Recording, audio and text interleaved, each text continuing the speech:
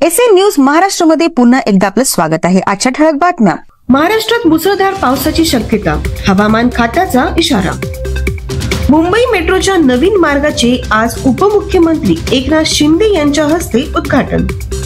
Pune Nashik high speed railway प्रकल्पाला केंद्र सरकारची अंतिम मंजुरी। औरंगाबादचं नाव पुन्हा संभाजीनगर म्हणून अधिकृतपणे जाहीर। राज्यात एसटी महामंडळाच्या संपाची समाप्ती, प्रवाशांना दिलासा। महाविकास आघाडी विरुद्ध शिंदे फडणवीस युतीमध्ये आगामी लोकसभा निवडणुकीसाठी जोरदार प्रचार सुरू। पुण्यात इन्फोटेक 2025 प्रदर्शनाला अभूतपूर्व प्रतिसाद। कोकणात आंबा उत्पादकांची चिंता वाढली, बाजारात दर घसरण सुरू। ठाण्यात जलवाहिनी फुटली, अनेक भागात पाणी पुरवठा विस्कळीत। राज्यातील शाळांमध्ये आजपासून उन्हाळी सुट्ट्यांना सुरुवात, विद्यार्थी आनंदात।